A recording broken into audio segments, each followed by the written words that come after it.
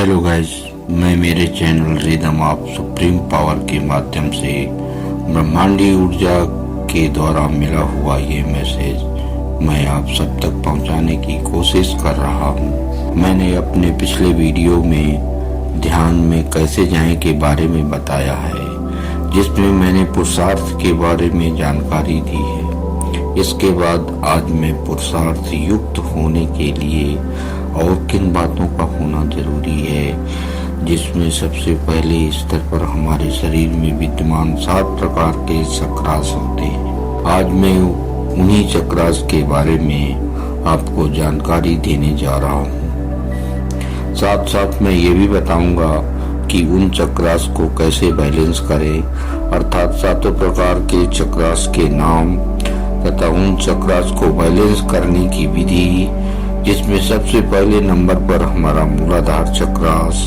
आता है, दूसरे नंबर पर स्वादिष्ठान चक्र आता है और तीसरे नंबर पर मणिपुर चक्र, चौथे नंबर पर हार्ट चक्र, 5वें नंबर पर थ्रोट चक्र जिसको हम विशुद्धि चक्र के नाम पे बोलते हैं, 6वें नंबर पर आज्ञा चक्र और 7वें नंबर पर ग्राउंड चक्र जिसको सहस्त्रार्थ चक्र भी कहा जाता है।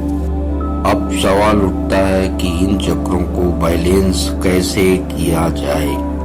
तो हमारे ऋषियों ने इन चक्रों को बैलेंस करने के लिए हस्त मुद्राओं का उपयोग किया हुआ है, जिसमें से पहले नंबर के चक्रास को यानी मूलाधार चक्र को बैलेंस करने के लिए मूलाधार मुद्रा का प्रयोग किया जाता है और दूसरे नंबर पर स्वादिष्ठान चक्र आता है, जिसको बैलेंस करने के लिए शक्ति मुद्रा का प्रयोग किया जाता है तथा तीसरे नंबर पर मणिपुर चक्रास आता है, जिसको बैलेंस करने के लिए रुद्रा मुद्रा का प्रयोग किया जाता है।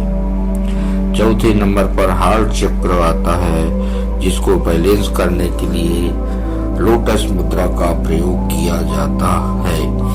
5वें नंबर पर थ्रोट चक्र आता है, जिसको विशुद्धि चक्र के नाम पर भी जानते हैं, जिसको बैलेंस करने के लिए ग्रंथि का मुद्रा का प्रयोग किया जाता है।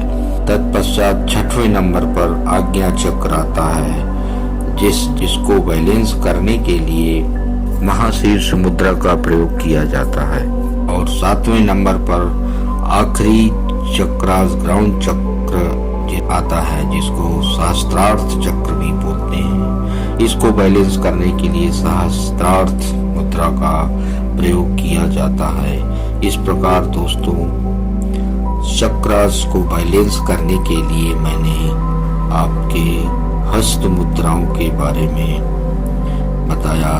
इन हस्त मुद्राओं के माध्यम से सभी 7 प्रकार के चक्र को बैलेंस किया जाता है और जब 7 प्रकार के चक्रास को बैलेंस में आ जाते हैं तो हमारा पूरा शरीर पॉजिटिव हो जाता है, अर्थात हमारे पूरे शरीर की क्लीनिंग हो जाती है।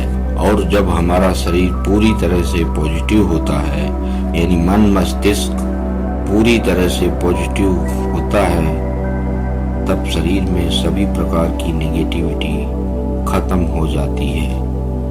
तब हमारा ध्यान में मन आसानी से लग जाता है, यानी हम आसानी से ध्यान में जा सकते हैं, जहाँ निर्विचार वाली स्थिति होती है और वहाँ ईश्वर का वास होता है।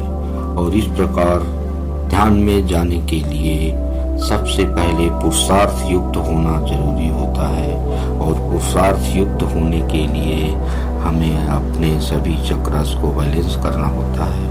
तत्पश्चात हमारे अंदर की नेगेटिविटी पूरी तरह से समाप्त हो जाती है, जिससे हमारा मन मस्तिष्क पूरी तरह से विचार मुक्त हो जाता है, जिसको ज्ञान की स्थिति कहा जा सकता है। इसके बाद हम ध्यान में किस तरह बैठें, कब बैठें तथा कहाँ बैठें, दोस्तों सबसे पहली बात ध्यान में ये रखना चाहिए कि हमें हमारी दिनचर्या के हिसाब से प्रतिकूल समय को निश्चित करके आगे की कहानी शुरू करनी है। इसमें सबसे पहले हमें प्रतिदिन का समय सुनिश्चित करना चाहिए, जिसमें प्रातःकालीन और संध्याकालीन का समय उचित होता है। जैसा कि आप सभी लोग समझदार हैं। बस इस वीडियोस में इतना ही और मैं अब अपनी वाणी को विराम देता हूँ। धन्यवाद।